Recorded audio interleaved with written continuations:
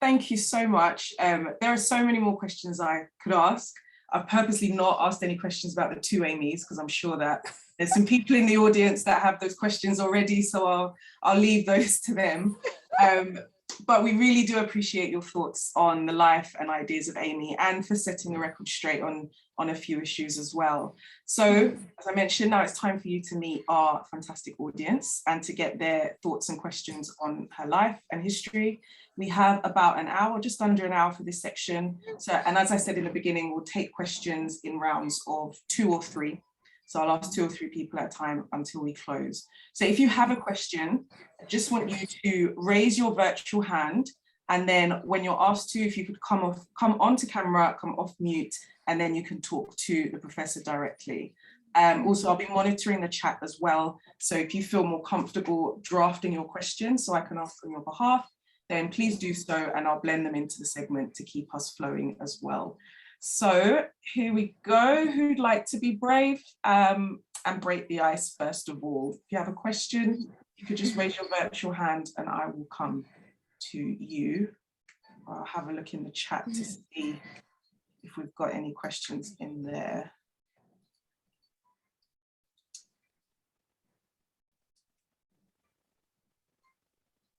Okay, I think we've got a few questions. No one's got their hand up at the moment, so I'll go to the chat and then I'll just read some questions out. So we've got a question here from Lorata. She said, the work that was unpublished when she passed on, is it available on the public domain? Well, no, it's not available right now. I think that some of the manuscripts were left with a friend of hers in Harlem. His name was Lionel Yard. And some of them are in his collection that may be at the Schomburg.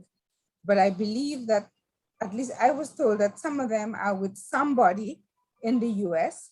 I think Hakim Adi would know who that somebody is. But I really think that I hope that those papers are no longer with that somebody and have now been, diverted to somewhere where they can be better preserved and made available to everyone. But I think that that I have never seen those unpublished manuscripts, and many of the writings I have looked at, not many people have seen them. That photograph I have, interestingly enough, I was able to get from one of my aunts, who I found out late in life was a friend of Mrs. Garvey, and who stayed at the Afro Women's Center in London. And she also shared with me letters from Mrs. Garvey, and for example, when she was in New York. And also she shared with me that particular thing that was printed, and all those papers have been deposited in the University of the West Indies, St. Augustine Library. But I really think that we need to know where all the papers are to get a proper documentation of their availability. Okay. Well, I mean, we have a question here that's linked to that as well. Is there a way to access Amy Ashwood's manuscript, Liberia, Land of Promise, or at least a preview by Sylvia Pankhurst? If so, how? And did Ashwood refer to Blyden in terms of his writings about Liberia? The thing is that little piece that I shared with you, it's at the University of the West Indies, St. Augustine Library. So, and it's not very much. So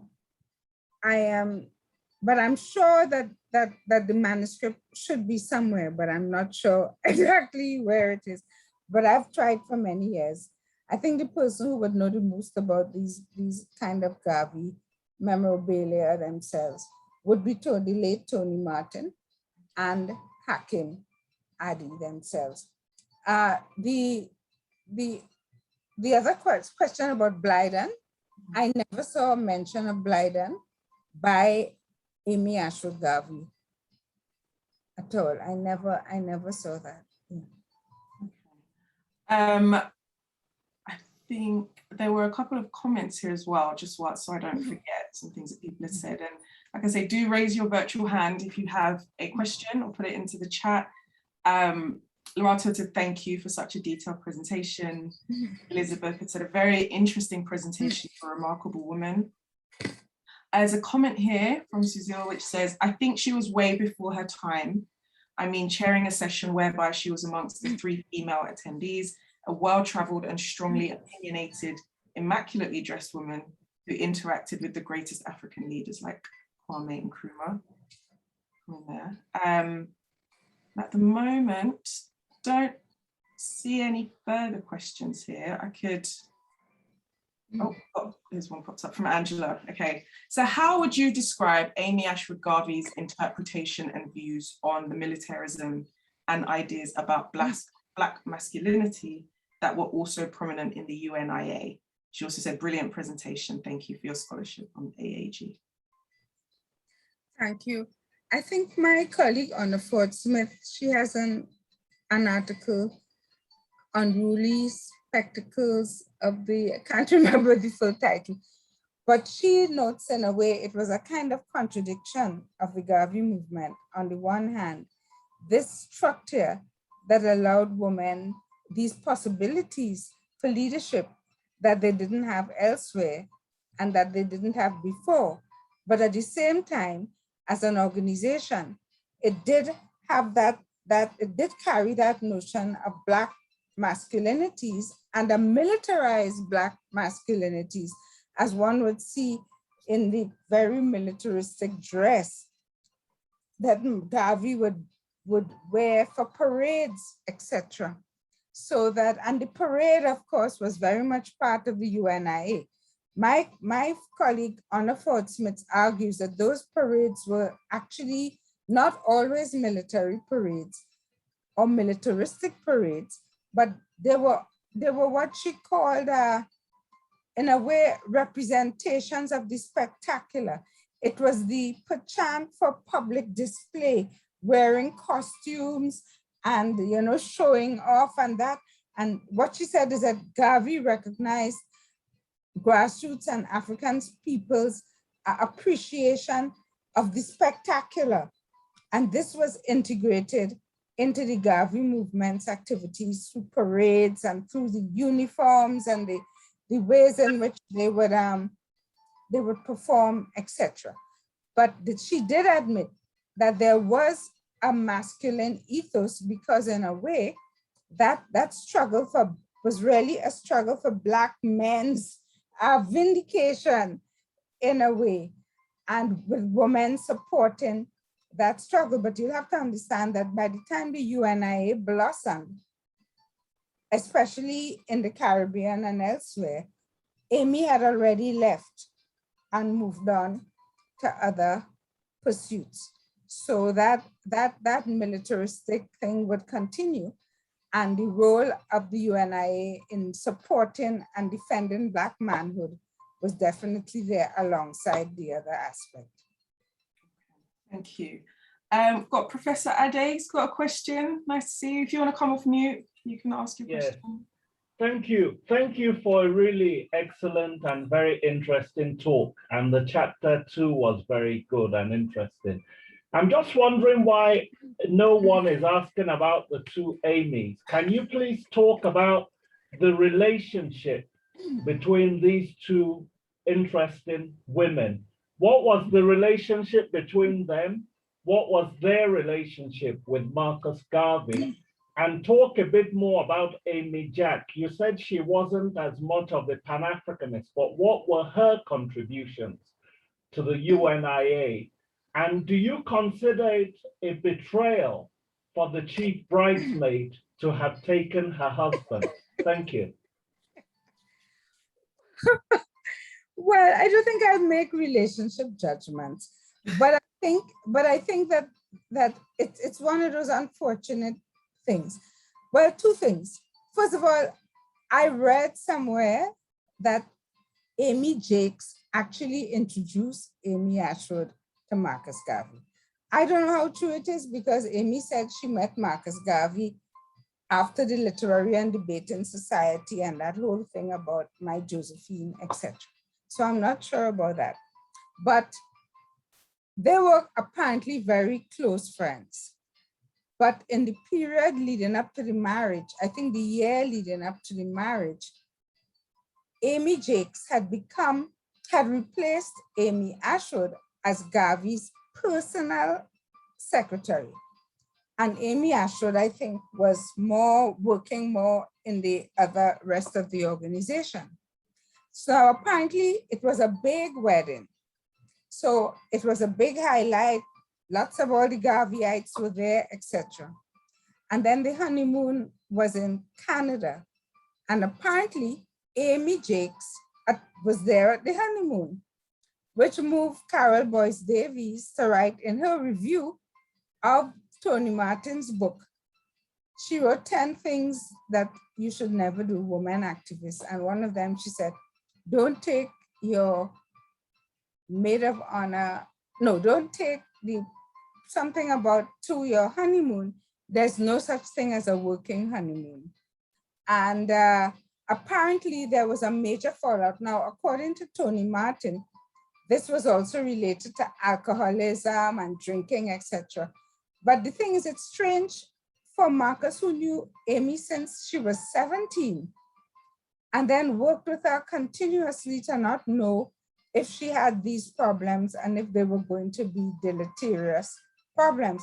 So for this to happen at that time, and for that to be the reason, I'm not so sure. Nevertheless, it was a very acrimonious, and as I mentioned, Amy Ashwood never accepted their divorce because they were married in a Catholic church. And of course, so really and truly, even though Marcus got a divorce, it didn't necessarily. So, but Amy Ashwood really resented her because Amy Ashwood went on and continued to have a life, continued to be globally represented as Mrs. Garvey. So Amy Jakes was really unhappy at the visibility that Amy Ashwood was getting because she continued to be known as Mrs. Garvey, when in fact Amy Jakes saw herself as the real Mrs. Garvey. I think Amy Jakes was a very important support for Garvey. She, as I mentioned, she edited the Negro World. They had 2 children. She kept the whole organization afloat along with others. But in addition, most importantly, she compiled Garvey's speeches and writings, I think, into 2 books, which were eventually published. And Tony Martin suggests this was a matter of distress for Amy Ashwood because none of her books were ever published, and Amy Jakes had these 2 books on Marcus Garvey's writings published. Now, in Jamaica, Amy Jakes was much better known. She went back to live in Jamaica even after Marcus died. Her children, I think, grew up, some of them in between Jamaica and the United States. And she lived, so she has a much better presence. And when Amy Ashwood became known, especially through Tony's book, she was met with a certain degree of, what shall I say, ambivalence. So I think that both Amy's, as Eula Taylor suggests, made an important contribution to the Pan-Africanist movement.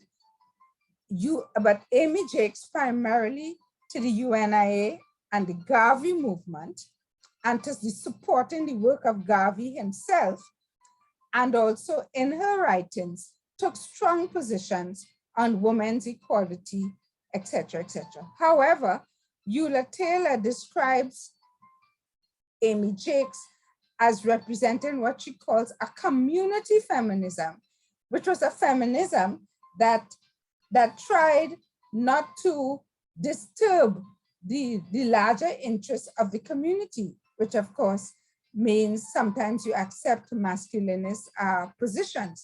Whereas Amy Ashwood, of course, was quite different. And it's possible that they may not have lasted, but who knows? I don't know if that answers your question, Adi. There's a lot more dirt if you want to read Tony Martin's book. Yes, I think it covers it, but I'm quite fascinated between the relationship between both of them. But the more important issue, though, is that it's very important that that manuscript be located, you know, Yes. because Merce Tate also, who was one of the pioneers of the Howard School on Race and International Relations, there's some of her books that they're trying to get published now as well, because quite a few of them were not published in their lifetime. And there's a professor, Toyin Falola at Texas University, who is actually publishing books like that that haven't seen the light of day. So it would be good, Prof. Reddock, if you could try to locate the manuscript and get it out into the public domain. Okay, thanks. I'll work on that. In the meantime, there are few copies of something called the biography of Amy Ashwood Garvey, written by Lionel Yard, who was one of her friends near the end. And it's written based on some of her notes. So that's one of the things that we do have, but we do need to get some of those manuscripts. So I will set out to try to locate them. Thanks for that admonition. Okay, so we have a couple of questions in the chat. One here from Laurent. So I heard that Amy's family funded the UNIA. I'm wondering what impact did the divorce have on the UNIA if Garvey continued in the movement? Okay, well, Amy's parents supported it in the very early years in Jamaica. What happened is that Garvey left Jamaica. Remember, they carted off Amy to Panama around 1916, and Garvey left. I think he went to London, maybe he went to Canada, and then he ended up in Harlem. So for those 2 years, there was no UNIA, basically. But by 1918, the UNIA Marcus got it incorporated in New York, and then Amy joined him. And together, they really brought the organization to life. By that time, I am not sure if her father was supporting them, but they may have, because one of her brothers, the family had moved to New York and may have provided some support for them. But I do not know how much support they got, like while they were in New York, but that would be something to find out. I know they made a lot of their money from membership fees because members had to pay a fee. They also made their money from selling the Negro World, but again, every week they didn't have enough money to pay the printer. But they also made a lot of money by talks. You know, when you invite them for lectures, you pay them a fee. And if you notice, even when Amy went back in 1967, she photocopied the New York Times article and put at the top, available for lectures, because that was one way they made money. And in fact, as soon as she arrived in New York, they went to Detroit and they would give these talks and make money in addition to collecting money on the street. So I'm not sure the extent to which Amy's family continued to fund them while the UNIA was mainly in New York. Okay, thank you. Another question here. Can you please talk more about the nature of her visits to her ancestral Ashantis in Ghana and how she was received among the Ashantis in particular and Ghana in general? Right. Well, she went back to the community where her grandmother would have come. And apparently they said they did the research. They did identify her ancestor and they recognized her as a daughter of Ashanti. I will look here for the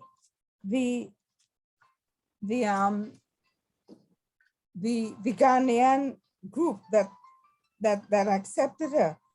And it was interesting because she then was allowed to stay there for 2 years.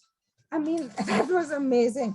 Oh, it says here that she met some of her relatives from the Yoban tribe, including the king of Daman, the Damahini, and her story was confirmed by the Ashantahini, Agaman Prempeh II, and she was officially welcomed as a lost daughter of the Ashanti.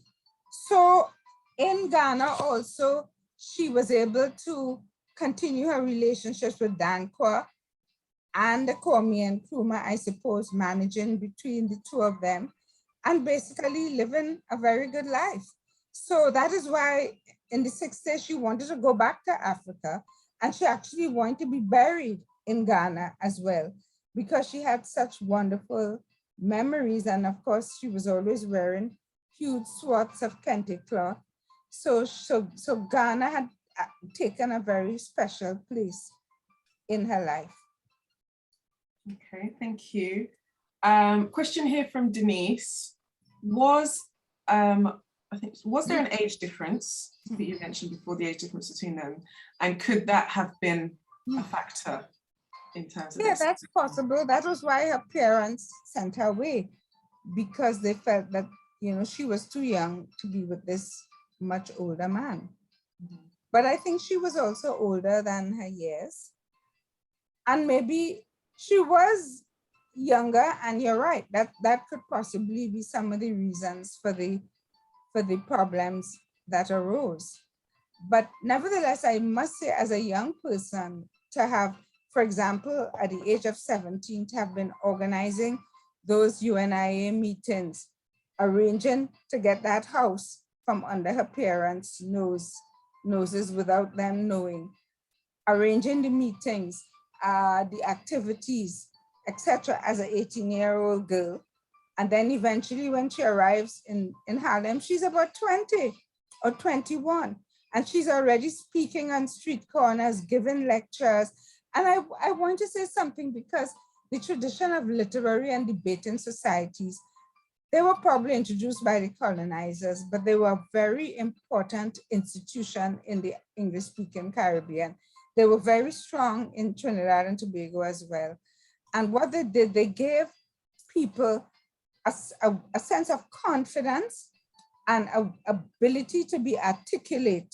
And I think this is what both Marcus Garvey and Amy Ashwood Garvey would take with them. So their speeches would really influence people and draw people to them because of the power of their articulation. So I think that that would have been very important as well. Okay, well, as interesting as that was, it seems that the question was actually meant in a slightly different way. Denise was talking about between the two Amys. I thought she meant between Ashwood and Garvey. But could you repeat the question, yeah, please? so it was, no problem. So it was there an age difference between the two Amys, and could that have been a factor? You know, I really don't know, but it's a good question to find out. It's a good question to find out, but I really don't know. But yeah, I don't know. I'll have to find out. But can you elaborate on their mistreatment by the American Secret Service? Well, I think that, you know, Garvey was eventually arrested. I can't remember what it's for, and he was deported back to Jamaica.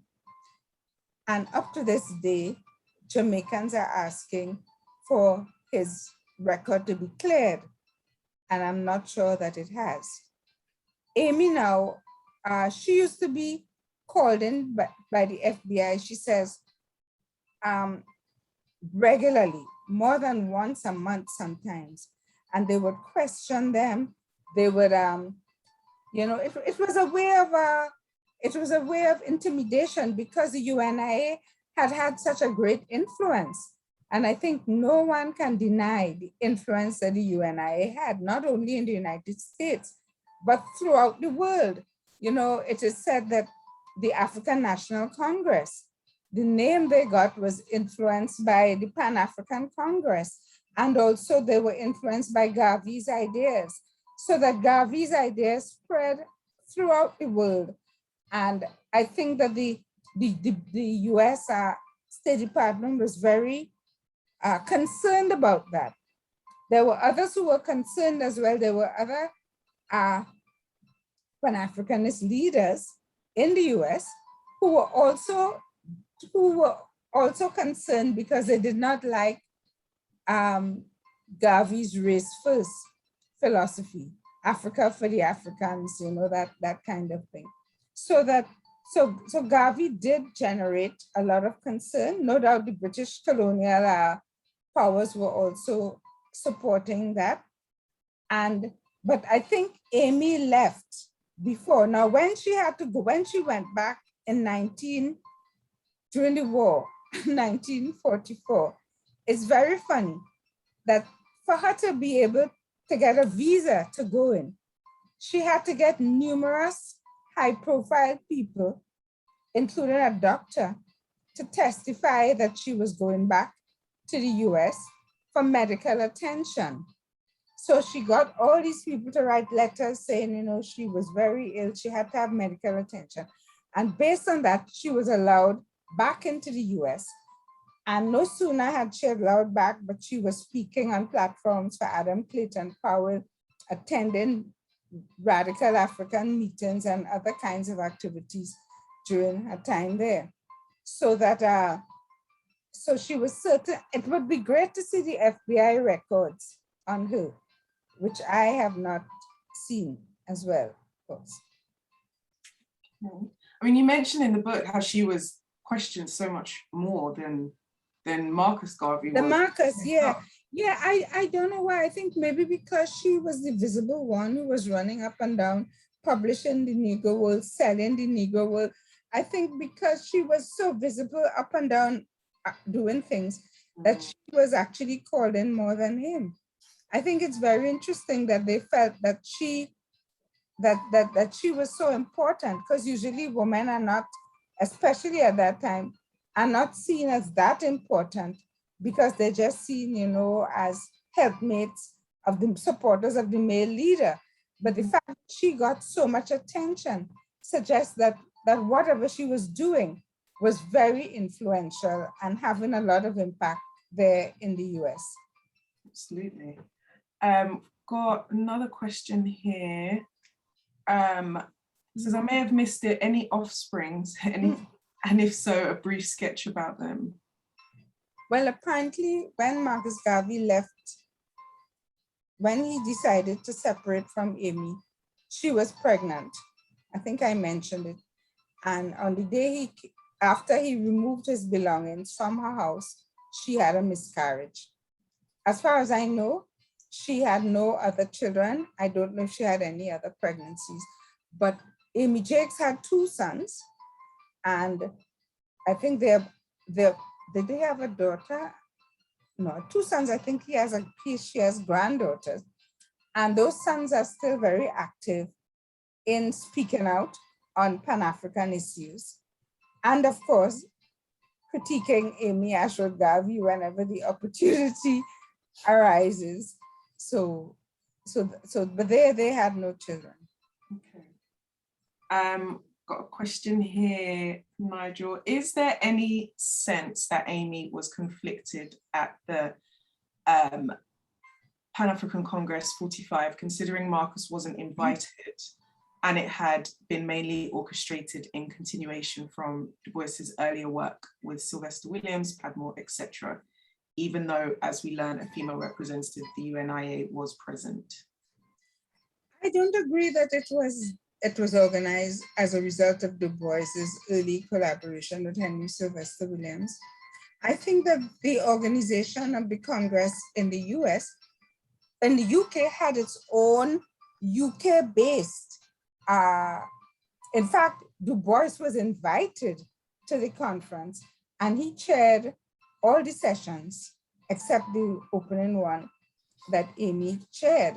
So the organizers for that conference were George Padmore, Kwame Nkrumah, Amy Ashwood, although many of the records don't mention Amy Ashwood, but I heard C.L.R. James himself speak of how himself, Padmore, and Amy Ashwood organized the 45th Pan-African Congress. So that, yes, it was a continuation of what Du Bois followed on after what happened. Henry Sylvester Williams had the first Congress, actually he called it a conference in 1900. Du Bois was invited, and subsequently, Du Bois had a number of other congresses in the United States. And then in 1945, this London-based group, in touch with Du Bois, decided to have this Pan-African Congress there, to which Du Bois was invited and did chair most of the sessions. But I think we cannot really undermine the role of the London-based radicals, C.L.R. James Padmore in particular, who ended up writing the report of the conference or coordinating the writing of the report, and Amy Ashwood and Kwame Nkrumah organizing that very historic conference. Okay, thank you. I've got a question here from Chi. It says, what lessons do you think contemporary Pan-African feminists can learn from her to move their activism forward? And what do you think she would perceive as the main challenges and priorities for Black feminist liberation movements today? Wow. Well, of course, Amy's feminism was a feminism of a different time. And I think it's always important to know that the way issues emerge in one historic moment may not be the same today, and many of the positions that she took may not be the positions that feminists today would take. So I think that's an important thing to lay out at the beginning. But I think you asked me a similar question, and I did say that one of the things that you learn is the way in which women should be integrated at all levels of mainstream organizations, especially in activist organizing, and not only in the women's organizations. I think Amy really recognized that at a very, very young age, which suggests that, you know, she really had this insight very early. And I think, as I pointed out, the second issue was that she strategically collaborated with a broad range of people and with women of other ethnicities and racialized groups. So I think that was very important. I think Horace Campbell refers to it as a Pan-African humanism. And then, of course, as I mentioned, speaking truth to power. That was, I think, also what was important for Amy, and I think I wrote for many of the Caribbean activists, was the importance of the arts, the literary, the magazines, the periodicals. Claudia Jones, the arts, the periodicals. Amy Ashwood, the arts, the periodicals. So many of them. That was such an important part of the work that they did. And of course, speaking truth to power at the right time and in the right place. Okay, thank you. It doesn't look like there are any more questions. So just to finish, I'm just going to ask you one final question. What would you say would be Amy Ashwood's kind of greatest achievement? And then on the flip side, perhaps one of her shortcomings? Okay, I would say her greatest achievement was the structuring of the UNIA, which, as Anna Fortsworth mentioned, became a breeding ground for a next generation of feminists. Many of the feminists of the Caribbean feminists, the Afro-Caribbean feminists of the 30s, Amy Bailey in Jamaica, Audrey Jeffers in Trinidad, and others whose names came out of that. Una Marson were influenced by Garvey and his ideas. And some had actually been members of the UNIA, sometimes as children or as teenagers, because their parents had been members of the UNIA. So the UNIA provided that space for women's organizing that did not happen before. And out of it, then came the early Jamaican women's movement and Caribbean women's movement of the 1930s. So I think that was a very important development. I think another important development was the work she did on with others in the anti-Abyssinian war movement, which nobody asked me about, and the 1935 mobilization against the Italian invasion of Ethiopia was really a huge thing in my society. And of course, there was a local organization that I've written about that was in touch with George Padmore. And in Trinidad, Italian ships were boycotted. The Italian embassy, they marched against it. And Catholic church bazaars were boycotted because people said the Pope had blessed the troops to go to Africa. So that mobilization around the Abyssinian war, Una Marston was also very much involved in that. I think was a very important historic event in which Amy was involved. And it's an event that I think we often forget, but it became South African seamen refused to load stuff to go to Italy as a result of this mobilization. So I think the anti-Abyssinian was an important mobilization.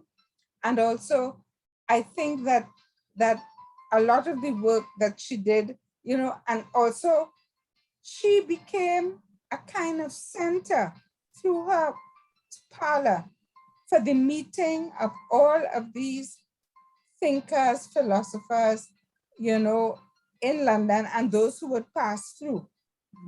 For example, Paul Robeson and others. And we do not know how many connections were made, how many plans were developed, how many friendships were established, how much knowledge was shared. Amy herself noted how much she learned from these engagements that would have influenced what would happen later on. So I think that those were three ways in which, off the top of my head, I would say that she contributed. Okay, thank you.